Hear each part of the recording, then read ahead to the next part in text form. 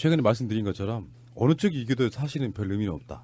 그러나 국민의당 싸움은 대한민국 아주 고전적인 문제점 이런 것의 종합 축소판이다 이렇게 저는 보거든요. 그래서 안철수가 사실은 거의 박정희식 유신 독재를 하고 있는 거예요. 예. 그러니까 예를 들어서 첫 번째 당원 당규에 33.3%가 안 나오면 효력 없다. 그냥 고쳐버려. 무단으로 해석한다든지.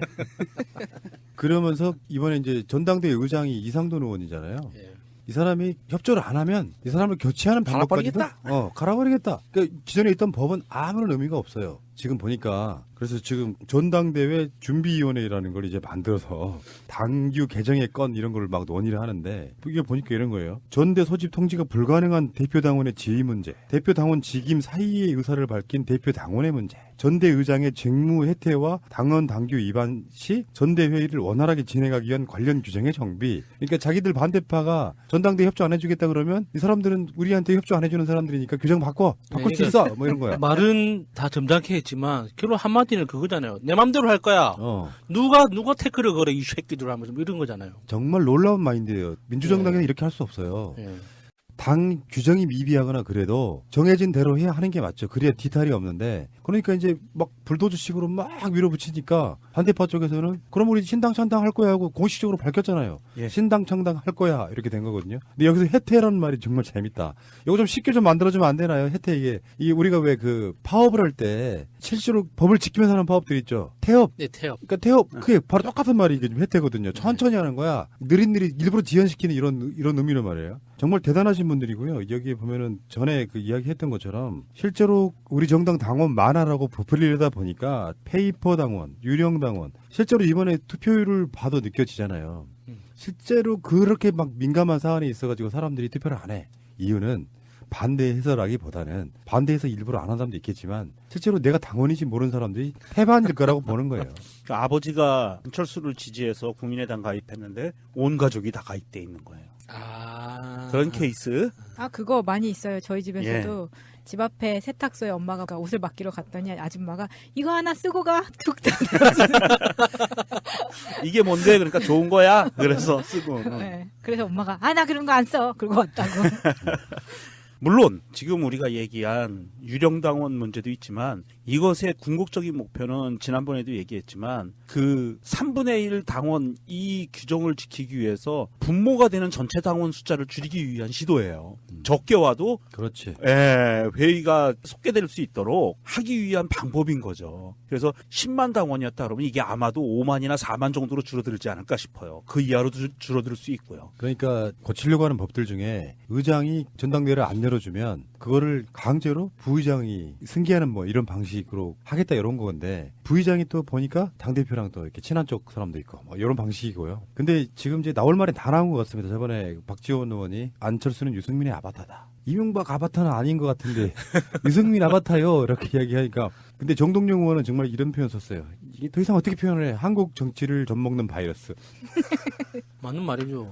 정동영 의원이 제가 지난 겨울에 국회에 갔었거든요. 견학. 네. 갔는데 거기 정동영 의원이 왔더라고요. 견학하는데. 유명정님 오신다는 얘기를 듣고. 그랬으면 얼마나 원도장 좋겠어요. 찍으려고. 얼마나 좋겠습니까마는 전주에 있는 어머니의 아버님들 한 20분 정도가 이렇게 견학으로 오시는 거 이제 모시고 다니는 거예요. 아, 자기 지역에. 그렇죠. 네, 지역구에서 올라오면은 어떻게든 네. 시간을 내서 네. 그 사람들의 입소문이라는 게 겁나 무섭거든요. 그러니까 우리는 이제 몇백 명이 갔는데 민주당 지지자거든요.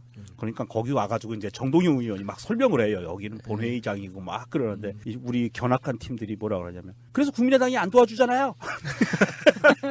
그러니까 옛날에는 했잖아요. 지금 또 했잖아요. 뭐 이렇게 변명하는데 정동영 의원이 얘기한 거는 이 사람이 좀 뭐 국민의당에 가서 미움털이 막이긴 했지만 지금 이 말은 굉장히 좀 이게 그 핵심적인 단어예요. 이 바이러스다.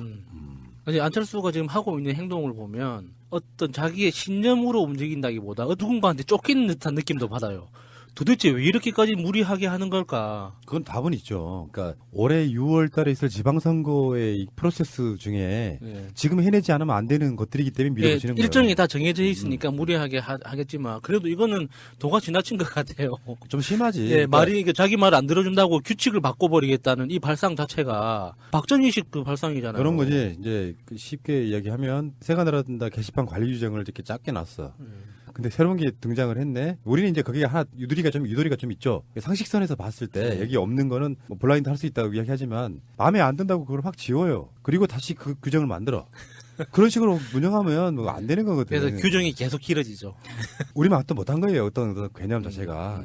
그것도 국민의 세금으로 운영되는 공당이잖아요. 여기서 당헌 전에 그 헌법 얘기할 때도 헌이 이제 한 나라의 그게 헌법인 것처럼 당은 당헌이잖아요. 예. 네. 이념과 나아갈 길들을 설명해 놓은 그거에 기초해서 당규가 만들어지는 건데 당규를 이런 식으로 무단으로 바꿔가는 그런 방식으로 하니 호남권에 이제 지금 그 합당 반대파 국회의원들 입장에서는 속이 터지는 거죠. 야 뭐 이런 XX가 다 있냐 지금 그런 이야기가 나오고 있는 거예요. 사실은 네. 대놓고 이야기하면 황당하게 이럴 데 없는 거거든요. 그렇죠. 이거 진짜 그 뭐 사석에서는 와 이거 진짜 미친 새끼였구만 이런 이야기가 나올 만하죠. 그러면 만약에 다시 이야기해봐요. 대통령이 됐다면 어떻게 됐겠냐고. 글쎄요. 황당한 상황 막 엄청 많이 대통령이 벌어졌을 됐으면 거예요. 또 박근혜처럼 아무것도 안 했을 것 같은 느낌도 확 드네요. 에이 그럴 사람 아니에요. 야당이 예를 들어서 지금 그래 좋아 재미삼아 한번 해봅시다.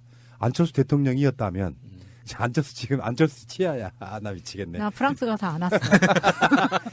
근데 난 그런 프랑스 갈 능력은 상황에서 안 되는데 동남아라도 갈래. 그런 상황에서 야당들이 이제 뭐 청와대에서 나오는 여러 가지 발표문들 뭐 사이가 좋았으면 박지원이 뭐 비서실장도 하고 뭐 그럴 수도 있겠지만 근데 상황들이 나오면 뭐라고 이야기하면 박근혜가 그런 식이었거든. 국회를 통과 못할 것 같으니까 다 대통령 시행령으로 그냥 내일 꽂아버리는 거예요. 예. 그리고 국회가 무력화되는 거거든요. 가급적 그래서 국회를 존중해 주려고 하는 거예요. 그런 부분이 있는 건데 어쨌건 안철수는 좀 이 마인드는 좀 끔찍합니다. 이런 사람은 정치적인 정치인으로서의 자질은 저는 없다고 보는 거예요. 기다려 줄 필요도 있고요. 정치권에 있어서의 승부는 질 수도 있는 거예요. 근데 가치관이 이렇게 가요. 한쪽은 그래도 추진력 있게 밀어붙이는 사람이 결국은 역사의 승자다라고 생각하는 마인드밖에 없기 때문에 그래요. 근데 나머지를 아예 존재 자체를 무시하고 정치 일정을 소화하기 시작하면 사실은 안철수보다 훨씬 더 정치적 비중이랄까 경험이 많은 국회의원들 입장에서는 이제 이가 갈리기 시작할 거라고 보는데 진짜 이 안철수의 어떤 기업인으로 시작한 정치인의 전형 같은 거죠. 이 결과만 달성할 수 있다면 수단과 방법은 상관없다. 사실 정치에서는 수단과 방법이 정치적 메시지를 전하는 방법인 건데 그런 거 상관없이 수단과 방법은 상관없이 내가 원하는 것만 달성한다면 뭐든지 이런 너무 천박한 이 정치의식이 드러나는 거죠. 그 유성엽 의원이 한 말을 마지막으로 이야기하겠습니다. 잘못된 정치인을 우리 정치판에서 내쫓는 것이야말로 대한민국 정치 발전을 위한 정말 중요한 출발이 되리라고 본다. 어떠한 일이 있어도 이상돈 의장의 정확한 의사 진행을 통해 합당을 저지시키겠다. 합당을 저지시켜 안 대표를 정치판에서 영원히 사라지게 만들 것이다. 이 정도면 뭐 이제 박수. 아니 근데 이게 내가 말했잖아. 유성엽이든 누구든 간에 적폐는 적폐인데 참 이건 정말로 이의제라고밖에 볼 수가 없네. 근데 이런 부분이 있어요. 앞으로 반문재인 연대라는 그런 비판으로 출발한 거거든. 이 두 당의 합당을. 그러면 이 사람들이 탈당해 나와서 새로운 결사체를 만들어낸다고 해도 문재인 대통령이 이끄는 이 문재인 정부에 노골적으로 반대표 던지기 좀 힘들 거예요. 계속해서 그런 식으로 안철수에 반대를 한 거잖아요. 네. 네가 그러니까 뭐 우리 당 지지율 떨어지는 거 아니야. 우리 전 문재인 정부에 협조도 좀 할 걸 하고 가자 이렇게 이야기를 명분상으로 한 거거든요. 네. 일단은 이 사람들 편 들어주는 게 저는 맞다고 생각합니다.